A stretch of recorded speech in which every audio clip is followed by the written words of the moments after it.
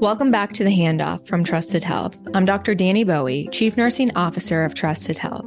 This season, we're covering all things healthcare innovation and the importance of fearless leadership for change. In this episode, I have the pleasure of speaking with Dr. Carleen Kerfoot, CNO, and Allie Morin, VP of Nursing Informatics at Symplr. Today, we discuss their work with AONL to prepare leaders for digital transformation and the pivotal partnership between IT and clinical leaders to advance digital change. We also cover the past, present, and future of the CNIO role. Here's my conversation with Dr. Carleen Kerfoot and Allie Morin. Welcome to the Handoff. I am so excited to be having a conversation with Dr. Carleen Kerfoot and Allie Morin from Symplr. Welcome, Allie and Carleen. Thanks for having us. Thank you. My pleasure. I'm excited to dive into some of the unique conversations that we'll be having today. But first and foremost, I would like to bring us back to our purpose, which is the patient, and would really enjoy and appreciate if both of you could share a particular patient experience or story that has had an impact on your career or just, life lessons in general. So I've been a nurse since 1997. And the story that resonates the most with me about a patient is I was a pediatric critical care nurse, and I was newly out of orientation and had experienced the first death of a patient. While not on my watch, I was there in the unit while he passed, and he was a triplet. He was 9 months old, and he had liver failure, and even post-transplant never recouped from the transplant and never got better. Obviously heartbreaking as a new nurse to see a child die.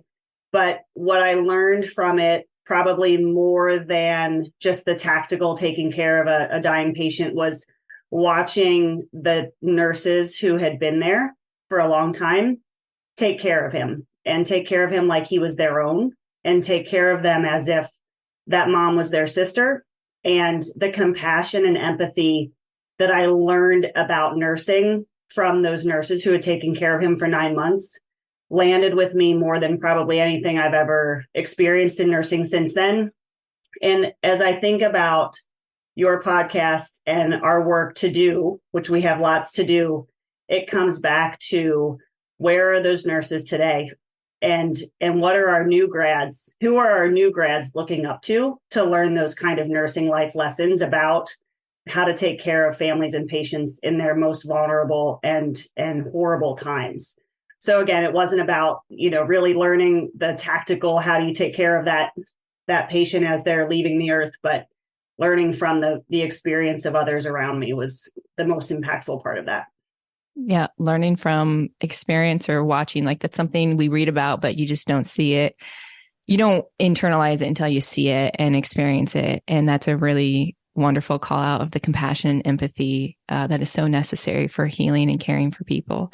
Carleen, I would love it if you could share a story as well. Oh, yeah, I have a lot of wonderful stories. And I think that there's so many moments that matter in nursing. And, I'm on the DAISY board. And of course, we celebrate with gratitude and DAISY awards, all the beautiful things that the extraordinary nurses do that makes such a difference to patients and families and other nurses and so on. However, I think I have learned more from the negative experiences, the bad experiences, because those are moments that matter. And I think if we don't run away from them, and if we look at them and internalize them and understand how we can fix them, then we do a lot of wonderful things. For example, when I was a new nurse, I was working in the VA at a time where you had lots and lots of patients.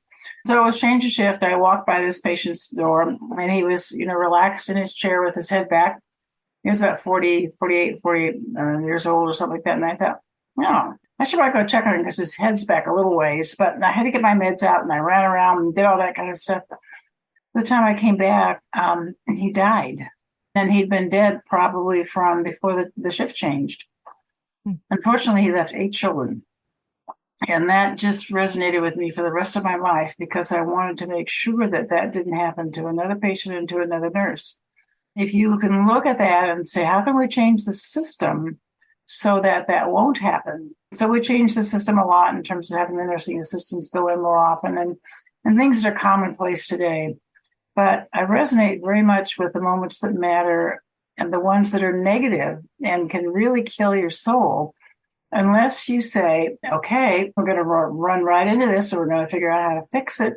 And I will be better, and the organization will be better, nurses will be better to do it. So I think it's really good to focus on the positive, but also the bad things, because that can keep you in the profession if you figure out how to fix it. Extremely important call out there. It's actually something I've learned a lot from maybe some bad leaders that I've had and thought I don't want to be that type of leader. However, this is so translatable across any healthcare professional listening. Those experiences that you do kind of want to run away from because you're like, oh, that was not the best, but rather embrace it to understand what caused it for change is something that we desperately need. And the courage too. Like this is a podcast around courageous leadership. And that's a piece of courage is pressing into what may not have been the best to uncover what can make it better so it doesn't happen to someone else. So thank you for sharing that. Really powerful. I want to change gears and talk a bit more around your guys' work in the tech space. And you have such expansive careers, both of you. And I know that digital transformation is upon us in healthcare, and it is imperative for clinical leaders to be ready to embrace that transformation. You both are currently working with AONL to prepare leaders for that digital transformation. What are some key principles or call outs that you would like our listeners to hear and learn today about how to embrace digital transformation and actually lead in that space? There's cycles in time, and this is a big cycle that's coming in terms of the digital transformation. One of the challenges is to be able to be prepared for it, and versus saying, well, it's not going to happen, or I'm not going to participate, or it's evil, or whatever. The best thing you could do is be prepared for that. And so we're working with AONL, and I'm co-chairing this with Nan Ferris from UK at MG. And we're getting a group of people together, both nursing leaders and also nursing informatics leaders, and asking the question, how can we partner better and how can we connect with each other better so that nurse leaders are more competent than what they are now and that they can sit at any table when you're talking about clinical transformation. Unfortunately, there's a lot of times when the nurse leaders should be there, the clinical leaders should be there, and they're not there because they just don't have the competency to sit at the table. And so you don't get a seat at the table. We have to change that immediately because this is a clinical area. We have to have the clinical people there doing it. And Allie and I are great partners in this because she has the skill set that I don't have, being a nursing informatics person. And I have some skill set he doesn't have. So it's a great partnership that we have to do. So Allie, take it away and talk about that partnership. It's really fun. Yeah, I mean, particularly around the AONL group, the great part is Carlene and Nan are working with a lot of other groups that have already kind of embarked on technology competencies and technology leadership, AMIA, HIMSS, ANA. I mean, the list goes on and on. I know I'm forgetting about 15 of them, but there's already been work done in this space around level setting technology. Competencies are really the part that I'm working on with a small subgroup from this larger AONL group of leaders who raised their hand and said, it matters to me that we do something about this because to Carlene's point, we don't have them in the room with us. And so we're working on not reinventing the wheel, but taking existing competencies that other groups have already really put the work behind and molding it into what does that mean for a leader? What do these competencies already existing mean to leaders? So it's really great to be pushing this work forward. And AONL is a great partner. They're certainly supportive of us doing this because there's definitely a gap. And they see it and we see it. And as we build nurse managers up to nursing directors and up to AVPs and up to CNOs, we have to be able to have them be competent in all those areas as they excel in their careers too. And sometimes that's a part that gets left behind. So it's fun work. I can't wait to see the output of that work. Just hearing the names of who you're working with, and Nan is fantastic. And having both of you championing this work, I think will be really meaningful to leaders across, the country in the space of healthcare, and something I would love to learn more about too. I feel like digital transformation or competencies was more of a trial by fire. Were you involved in a tech project? And if you were, then you started just to learn both the good and the bad experiences that help shape and mold that. But if there could be some more formal training and framework to set expectations with leaders, I think that would be extremely valuable and give us more confidence in this space. Not every health system or hospital has the ability to have what Carlene and I have, where one of us is the leader and one of us is the informatics leader. And so being able to educate some of those leaders who might just be in a community hospital, but they have nurses who use technology, and giving them the dialogue and the conversation so that they can be advocates for their staff if they can't hire an informatics leader. I think about them more than I think about the large health system leaders who have large, clinical informatics infrastructures underneath them. It's how do we make the CNO who's just the CNO/CIO/CNIO/COO feel comfortable with it.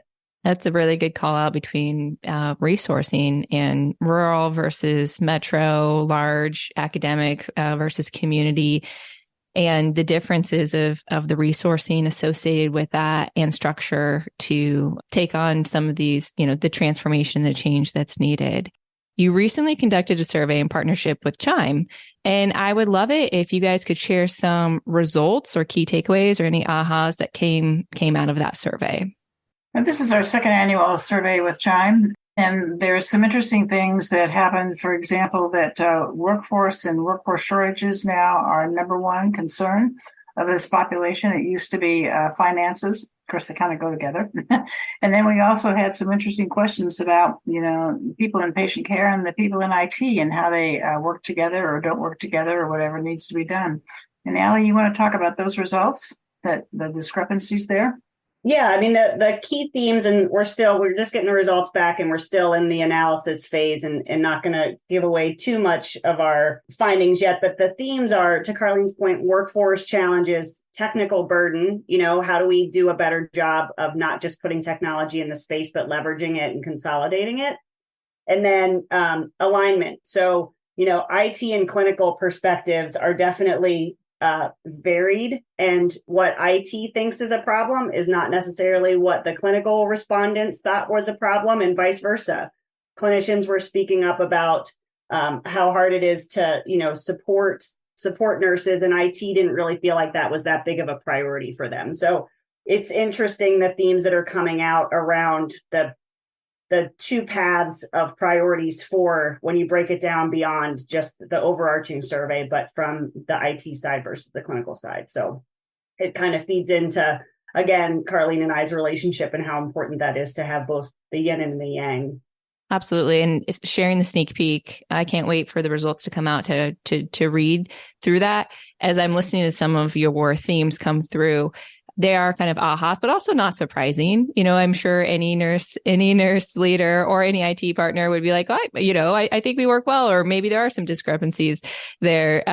So bringing that to light and allowing for the conversation around that of, there might be some discrepancies, and how can we bridge the gap to be successful together is another, I'm suspecting, key component of digital transformation in general, and probably one of the competencies or skills that's needed as a nurse to cross the aisle or cross the table and make the connection with our IT leaders, which kind of actually is a nice segue into the next question, which is, the role of the CNIO in healthcare. And, what are you guys seeing in the industry, and how pivotal is this role for digital transformation? In my experience, the history of the CNIO came to fruition around the time that EMRs came to fruition, right? And we suddenly needed nurses to translate and figure out how technology is supposed to work when we go from paper to electronic. And that was the simplistic version of clinical informatics in the late 90s, early 2000s, which is when I started doing it. Since then, those roles have come into, again, larger healthcare organizations who have resourcing and capacity to allocate and build infrastructures, which are critical. I mean, certainly having that elbow to elbow clinical nurse informaticist alongside your nurses as you're rolling out technology, helping sit alongside of some of the developers or some of the IT analysts and building updates to flow sheets and updates to, upgrades for EMRs is invaluable. The CNIO role, as I see it, started off as that leader from an EMR perspective, but really the power of them now is transforming that role and becoming much more broadly engaged in the technologies and health systems. As we're thinking about new care models for nursing, and we're thinking about virtual nursing, and we're thinking about telehealth, and we're thinking beyond the four walls in hospital at home, the technologies that come along with that are much different than what they were 20 years ago as these roles were developing. So having that role to be able to be forward thinking about technology for nurses is critical, and sitting alongside of a chief nursing officer, sitting alongside of a chief information officer, chief medical information officer at the same table, kind of laying out the roadmap and the strategy for what nurses need, not necessarily more technology, but strategic about the technology is important. And it's critical as we go into digital transformation and as we think about ML and AI and generative, all of that, all the things that are coming at us. You need that kind of translator in the middle to say, this is what we need, this is what we don't need, and have that, that professional dialogue about the needs for the staff. And I don't know, Carlene, if you want to speak about from your side, from your seat as the chief nursing officer in healthcare organizations, what that role looks like for you. It's such a pivotal role, and there's always issues in terms of where that person should report. Should they report to the chief nursing officer, or should they report into IT? It doesn't make any difference. The whole point is that people should look at that role and not know where they report. Just assume that they've got their feet in both areas there, and then they are as welcome in the administrative and management meetings in IT as they are in nursing. And I think if they're not integrated in nursing, if they're not part of the leadership team in nursing, and if they're not part of the shared governance structure in nursing, then we leave a lot of information on the table that is very valuable to the nursing organization, patient care outcomes, and so on.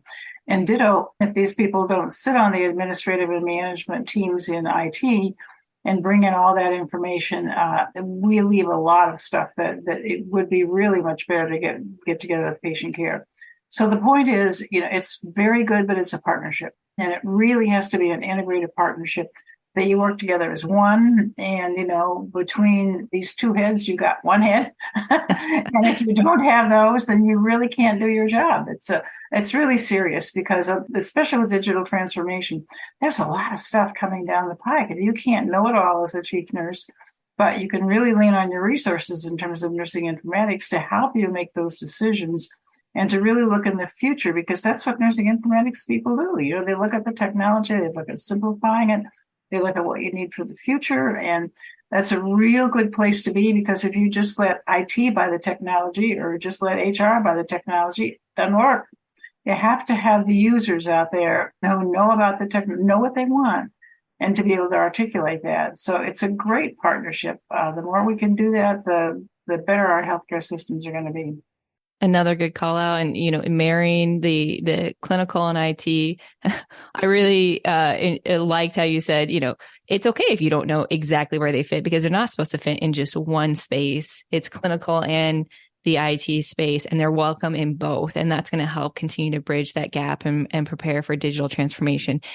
And it's an important call out for the CNOs to lean into those individuals that have that skill set to champion the message, and vice versa for our IT leaders. So I hope that we continue to see a rise of the CNIOs and those that can continue to help support and bring transformation in this space with what we have coming at us, which is, again, another nice segue into the questions that I have, which is, as we think about the technology ecosystem in healthcare, I mean, this can be daunting for managers and leaders and frontline staff. We're touching multiple applications for daily work. How could this be simplified? What would an optimal technology ecosystem look like for health systems so that no longer are nurses, Carlene, I once heard you say, caring for the computer, but returning and caring for the patient? Yeah, too much of their time is spent nursing the computer versus, nursing the patient because of all the technology. And, the technology burden, I think, is number two reason why a lot of nurses leave in some studies, and ditto for the physicians also. The technology burden is just too much. So if you look at what's happening with staff, which is one of our questions when we did the survey with Chime was, how much time could you redirect back to clinicians if this technology burden were lessened and it was efficient and they didn't have to, deal with all these systems and phone calls and all that kind of stuff. Well, they estimated that probably 84% said they could redirect time, and they talked up to as much as 20% a week could be redirected if we cleaned all this garbage out and simplified it and had, common platforms. Because as you know, as a staff nurse, you're going through multiple complex platforms. And then in terms of managers, they asked the same question, how much could managers get back? And, in some studies, they talk about managers are spending 50 to 60% of their time with staffing, either trying to find staff or whatever, which is criminal because that means they can't do other things such as staff development, connecting with patients, families, and so on. So the estimate for them was 20%. So if we can clean out these systems, simplify them, instead of having, I think one of the questions was how many disparate systems do you have to work with? 80 was one of the answers. And that's a lot of technology to, first of all, learn about, to understand, and then to have to deal with right there on the spot. So we really need to think about simplifying and making it easier. So if we can do that, then we can capture a lot of stuff. And if you look at, when we talk about the moments, look at the beautiful moments that people are missing because they're on the phone or they're, trying to do all these kinds of things that they don't have the contact with the patients or the families. So they don't have the beautiful moments that matter. We can bring those moments back if we can just clean up the chaos that's out there. And we can do it. Other industries have done it. We can do it. Yeah, I just think about what's the purpose of the technologies that we're putting out there. I think in the last 20 years in healthcare, technology has gone faster than what adoption can tolerate. There's a lot of reasons to look at those 80 solutions and say, what are we, not only financially, what are we getting out of them? We're spending a lot of money, but secondarily, what's the outcomes that either patients are experiencing from us having this technology, nurses, physicians? I don't want to speak for my doctor colleague, but we're adding things like Dragon and Nuance and that to accommodate for the fact that we spend too much time in the EMR. So maybe we should go back and look at the EMR and clean up the EMR so that we don't have to add technologies to do voice dictation in the EMR, right? I just think about we're just adding on top of things without fixing the fundamental problems that potentially exist in our tech stacks at healthcare systems. Getting to the root of the issue is critical to solving it. I've often heard it mentioned that, instead we're like symptom-based management. So instead of going to the cure, so if a patient has, congestive heart failure, but now they need more oxygen. Well, it's like what we're doing is like, well, we'll just give you more oxygen. We'll give you another application versus getting to the root of what's causing the issue for our health systems. It would be ideal if we were given some time and space to really document those systems that we're using and how are we using them and where can we reduce and where can we lean into existing systems for simplification and cleaning them out. This is no small feat, but it's something that's necessary, especially as you mentioned, and we're talking about digital transformation is upon us. These systems are fast. They're moving into our spaces. And not only is, if I'm hearing you correctly, a nurse is spending time caring for a patient. So you learn that clinical skill and competency, but then you have all these technical systems that you have to learn and manage. So that is a very complex space to operate in. And let's talk about if we want to ensure safety and lack of errors, 80 systems is a lot to deal with, or even just 5 for that matter. And I'm sure could increase the risk of errors because you're moving in and out of different systems. Allie, you kind of touched on this a little bit. The frontline nurses, they do spend a significant amount of time charting. And I know the documentation burden is real. What are your thoughts around the documentation burden specifically for the frontline nurses? I think there's a componentry with how long we've been out with EMRs. And I think this is the role of that CNIO and nursing informatics team to take a look at what is in there. Every conference I go to, there's always people talking about their EMR optimization project. It's continuous optimization, right? It's not just a one-time thing. You've got to be in a continuous state of optimizing and improving and not just adding to. One of the things I did in one of my jobs was I was the person who kind of translated what either we had a patient event or a joint commission requirement would come out. Hey, what does that look like in the EMR? And, I kind of liked being the person in the middle asking the questions. Why does the nurse have to do this? Why is this a checkbox that she or he has to fill out? And making people actually answer that. Like, why is it them? Just because they're there 24/7? So I think there's a piece of thoughtfulness around what do we have today? And then to your point, what's the future look like for nursing documentation? As we're talking about AI and ML, is there a place for that for nursing? Dictation, certainly, how do we tie in the ability for them to easily document while they're on the go and on the fly and not sitting down at a computer? One of my favorite things to say is nurses didn't go to nursing school to spend 35% of their shift documenting. So let's figure out how to get that better. And I think the technologies are there. We just have to be smart about what we're asking them to use and make sure it adds value and not adds burden. Asking the question, why are we doing what we're doing? And as we mentioned, getting to the root of the issue. This has been a really insightful conversation, one that I'm extremely passionate about. And even Carlene, you mentioned, managers are spending a ton of time around staffing and scheduling as well. And so there's ways to make that better. And I think that's our aligned passion here. And just a continued call out for our listeners to continue to ask the question, why? How do we make this better? What technologies can aid us in automation and support in this space so that we can free up the time to do the beautiful things and have those beautiful experiences, both with our staff and our frontline nurses, et cetera. What are your thoughts about the future of nursing? What's exciting you? What's making you nervous? I just love your perspective, both Carlene and Allie, what you think about that. I have two perspectives on that. Some days I can get very discouraged because, you can go into a hospital and you can make a list of what hasn't changed since I was a nursing student. For example, the IVs go off at 3:00 in the morning and, they never work and people are in there trying to get them untangled and all that stuff. The gowns haven't changed. There's just things like that. And the communication between, the techs and the nurses sometimes is good, but sometimes isn't. And then, of course, the doctors, it hasn't changed. So, I can get very discouraged sometimes when I think about that. However, I think that the digital transformation gives us a huge opportunity if we embrace it. And if we say, yeah, there's going to be problems, but we're going to make sure that we do the best of it, because with digital transformation, you can look at many of those things. You can simplify many of those things. You don't have to be filling in those forms. We've really got to push that machine learning to get them to fill in the blanks much more than what we do. And then, of course, if we had better predictive systems, that would simplify our lives so much. If you can automatically fly an airplane, a jet airplane, with a pilot, doing nothing but just watching, or, a Tesla or something like that, why can't we do that in staffing and scheduling?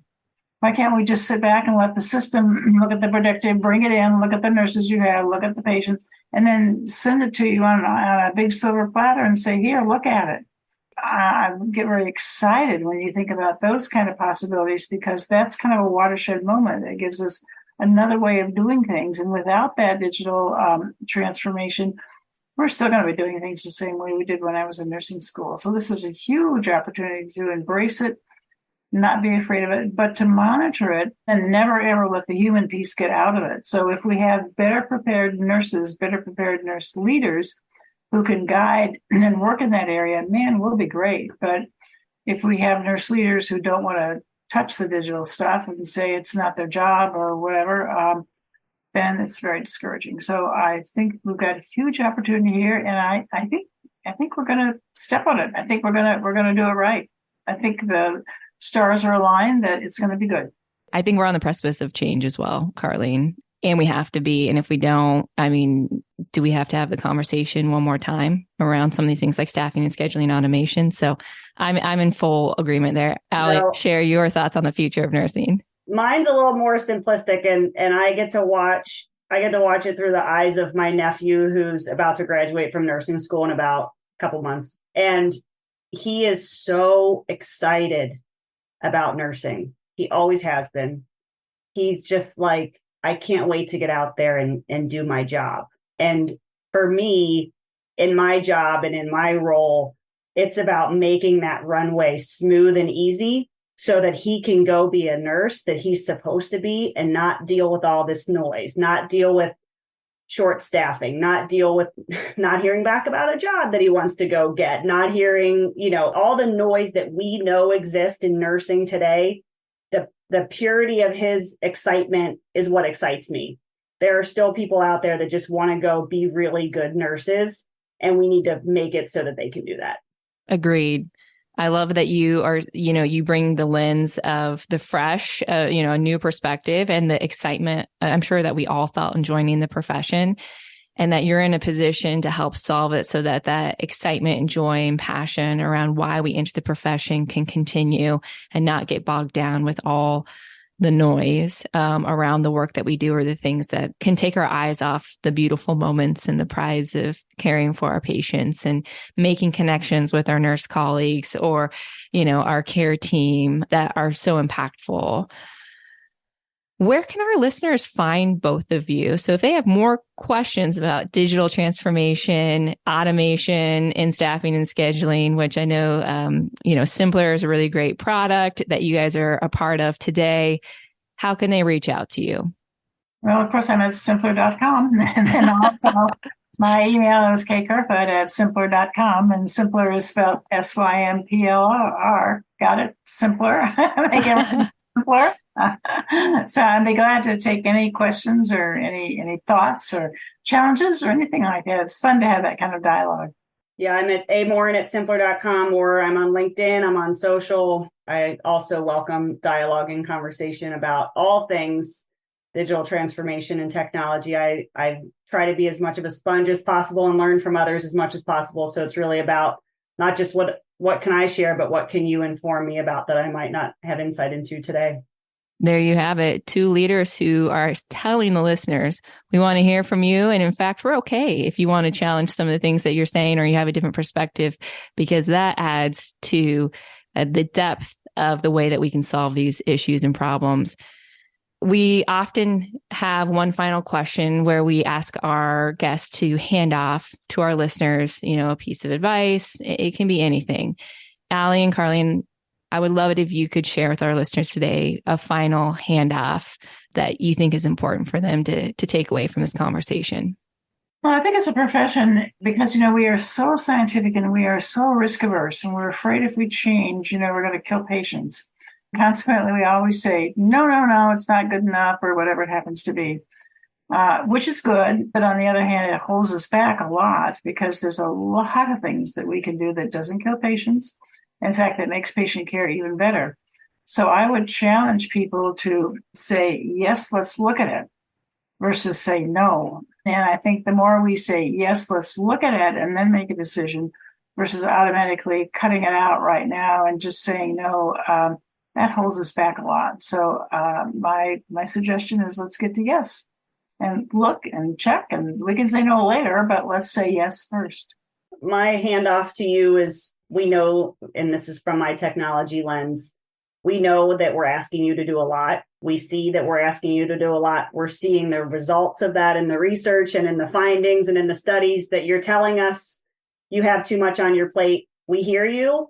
We're working on it. We're trying. Personally at Symplr, we're trying, but we're also trying across healthcare as a whole to make your experience as a leader better and provide you with the support you need, and not just continue to make your day-to-day job harder. We want you to stay in the profession as long as you want to stay in the profession, and we don't want the reason why you leave to be because of us or anything that we could have solved for you. So it's slow. Healthcare is slow. Sometimes we can't run as fast as we want to run, but we're trying and we hear you. So we're working on it. Lead with the yes, and we are working on it. We have brilliant minds who are working hard with humble hearts to hear the feedback of those using the product to improve it. And speed can not be something that we often experience in healthcare, but we're pushing for it. So Carlene and Allie, thank you for being courageous leaders, for listening and wanting to change what is a very complex space to operate in, and preparing our future leaders for digital transformation in the work that you're doing with AONL. Thank you for your time and your contributions and what you're doing to help make healthcare a better place to work and a better space for our patients. Thanks, Danny.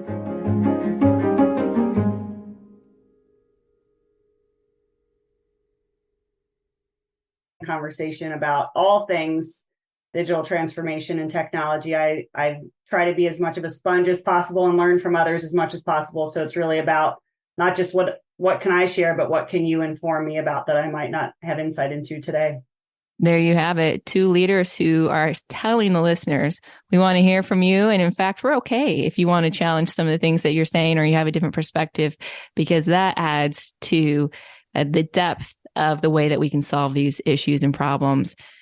We often have one final question where we ask our guests to hand off to our listeners, a piece of advice. It can be anything. Allie and Carlene, I would love it if you could share with our listeners today a final handoff that you think is important for them to take away from this conversation. Well, I think it's a profession because, we are so scientific and we are so risk averse and we're afraid if we change, we're going to kill patients. Consequently, we always say, no, it's not good enough or whatever it happens to be, which is good. But on the other hand, it holds us back a lot because there's a lot of things that we can do that doesn't kill patients. In fact, that makes patient care even better. So I would challenge people to say, yes, let's look at it versus say no. And I think the more we say, yes, let's look at it and then make a decision versus automatically cutting it out right now and just saying no, that holds us back a lot. So my suggestion is let's get to yes and look and check, and we can say no later, but let's say yes first. My handoff to you is, we know, and this is from my technology lens, we know that we're asking you to do a lot. We see that we're asking you to do a lot. We're seeing the results of that in the research and in the findings and in the studies that you're telling us you have too much on your plate. We hear you. We're working on it. We're trying. Personally, at Symplr, we're trying, but we're also trying across healthcare as a whole to make your experience as a leader better and provide you with the support you need, and not just continue to make your day-to-day job harder. We want you to stay in the profession as long as you want to stay in the profession, and we don't want the reason why you leave to be because of us or anything that we could have solved for you. So it's slow. Healthcare is slow sometimes. We can't run as fast as we want to run, but we're trying and we hear you. So we're working on it. Lead with the yes, and we are working on it. We have brilliant minds who are working hard with humble hearts to hear the feedback of those using the product to improve it. And speed can not be something that we often experience in healthcare, but we're pushing for it. So Carlene and Allie, thank you for being courageous leaders, for listening and wanting to change what is a very complex space to operate in, and preparing our future leaders for digital transformation in the work that you're doing with AONL. Thank you for your time and your contributions and what you're doing to help make healthcare a better place to work and a better space for our patients. Thanks, Danny.